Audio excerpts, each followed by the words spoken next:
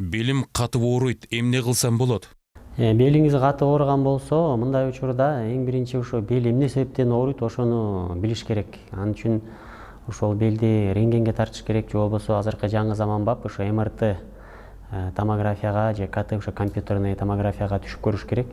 Негизи эң биринчи оору ошо эмне себептен келип атканын, ошо белдин эмнеден катып атканын билиш керек да.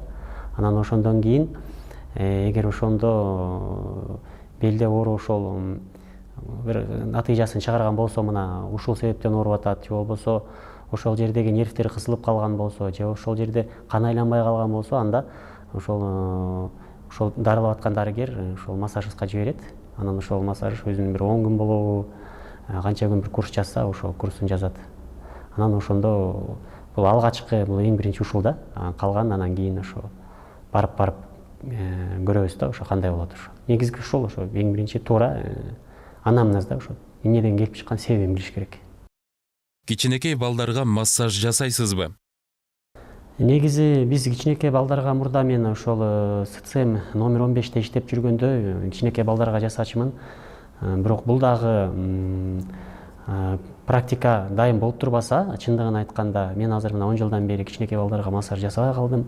Азыр кичинекей балдар болгон массаждын методикасы да өзгөрүп атат, анын техникасы да өзгөрүп атат.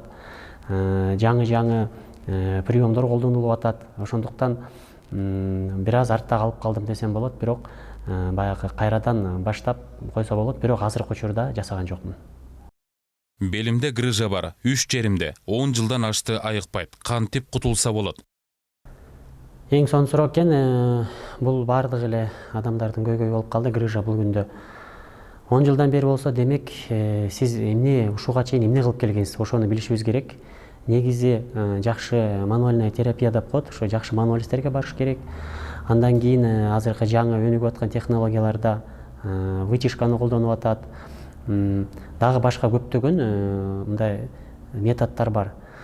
Эми грыжадан толук айыгып кетүү бул өзү бул күндө азыр баардык эле медицинада көйгөй жаратып атат.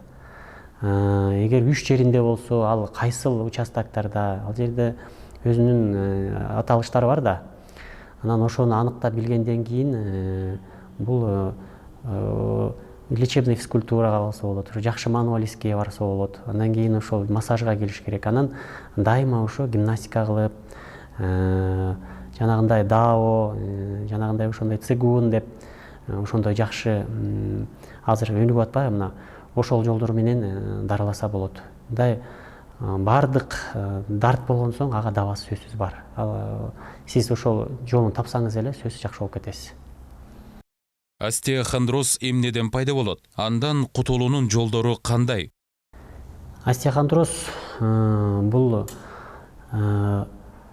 көп нерселерден пайда болуп чыгат. Аны эмнеден алып келиши мүмкүн? Бул ошол остеохондроз мисалы кайсыл участокко, ШВЗ деп коет, шейно-воротниковая зона деп коет, нижняя конечность, мисалы үчүн прямой мышца спины деп коет, ошол түз ошол кеткен жерлерде болот. Бул демек ошол эң биринчи эмнеден пайда болот? Ошол участокко кан айланбай калат. Ал жерде метаболиттер болот, застой болот, орусча айтканда. Андан кийин ал ошо кан эмнени аткарат функция? Ошол транспортный функция, ошол трофический функция деп коет, питательный. Мына ошолор кан өз деңгээлинде ошол участокко пайдалуу заттарды, мындай кыргызча айтканда, жеткире албаган соң, ошондуктан ошо оору пайда болуп келет. Бул оору азыр бизде ушул күндө эң мындай көп болуп атат да, көп кездешүүчү, көп учуроочу оору болуп калды. Анын кутулуунун жолу ошол ар дайым гимнастика кылып, спорт менен машыгып, дайым көп кыймылдап, анан ошол алдын алыш үчүн ошол массажный курстарга келип, массаж алып турса, баары жакшы болот. Кесибиңиз боюнча каяктан билим алгансыз? Мен өзүм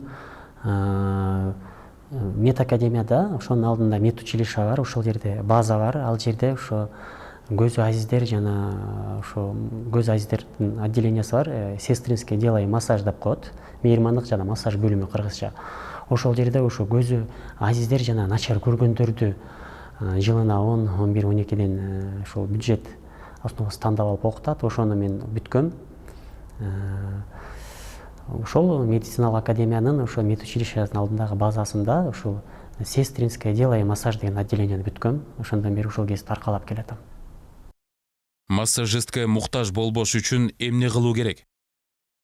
Албетте мен жогоруда айтып кеткендей, адам ар дайым шамдагай болуш керек, шайыр жүрүш керек, ошол өзүн жакшы алып жүрүш керек, спорт менен машыгыш керек, жана мындай ар кандай суукка урунбаш керек. Мындай айтканда өзүнө кам көрүү эле да, өзүнө кам көрүү.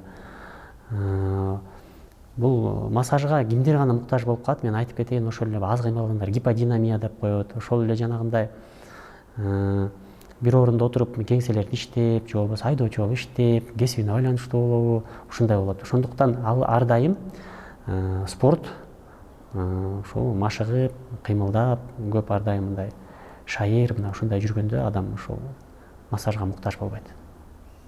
Жашооңуздагы кызыктуу окуя, массаж боюнча айтып берсеңиз. Кызыктуу окуялардын бири, мен өзүм 6-шаардык ооруканада массажист болуп иштеп жүргөнүмдө ошол бир кызыктуу окуя башыман өткөн.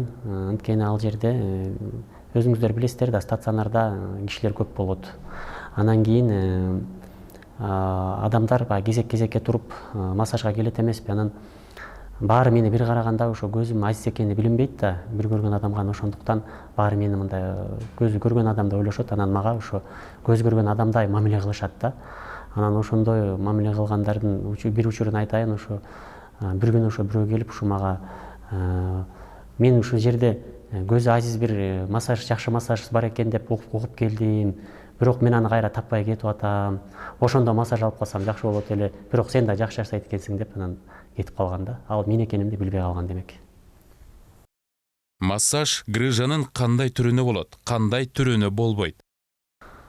Грыжа эгер өтө өрчүп, миллиметр, 1 сантиметрге чейин болуп кете турган болсо, анда демек бул өтө кооптуу. Демек бул массажистка эмес, бул мануальный терапевттерге, ортопедтерге, остеологторго, остеопаттарга, ошолорго кайрылуу керек болот. Эгер 1-2 миллиметр болсо, баштапкы учурунда болсо, анда ошо массажга кайрылса, ошону массаж менен дарыласа болот.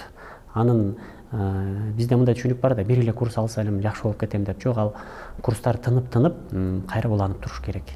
Периодически, мисалы 10 күн алып, анан кийин бир канча убакыт баягы пауза алгандан кийин анан дагы ошентип улантып, анан жеке эле массаж эмес, өзү да физкультура менен машыгып, ошол дарыгерлер жазып берген көрсөтмө менен жашап, ошол режимди соблюдать этип, мына ошондо айыгат.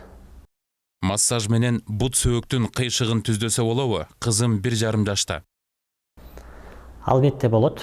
Албетте болот. Бул менин билишимче бул дисплазия болуш керек. Муну дисплазия деп коет. Бул ошол жамбаш сөөккө, ошол кашка жиликтин орусча айтканда вертужная впадина деп коет. Ошого головка деп коет. Жанагы жамбаш сөөктүн ошол келип кирген жерден көбүнчө баягы родовой травмадан болушу мүмкүн, же болбосо ошондой дефект менен балдар туулуп калышы мүмкүн, же ошо баланын ошо кальцийдин жетишпегендигинен болуп калышы мүмкүн.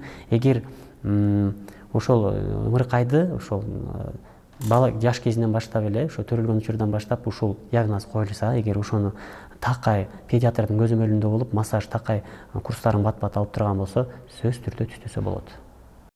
Досум бүкүрөйүп басат. Массаж менен түздөсө болобу? Эми бул киши канчада экенин билбейбиз. Сөөгү катып кала турган болсо, эгер анда болбойт. Анткени сөөк уже деформация болуп калгандан кийин ошол основада катып калган да, анан ошондуктан аны түздөөгө болбойт. Эгер ал жашы жете элек, бир мындай бир кемирчек кезинде болсо, баягы анда түздөсө болот. Ар кандай, мисалы, ошол эле мисалы сколиозду, лордоз деп болот, мисалы үчүн бүкүрөйүп калганда ошол эмнеден келип чыккан, ошолордо мисалы үчүн анда сөөк кемирчек кезинде болот. Ал эми жашы өтүп кетип, ал уже 20-дан ашып кетти деп коелу, анда болбойт. Анда массаж менен болбойт. Балким аны башка жолдор менен, корсет кийүү менен болобу, же дагы башка жолдор менен түздөсө болот. Бирок массаж менен сөөктү түздөгөнгө мүмкүн эмес.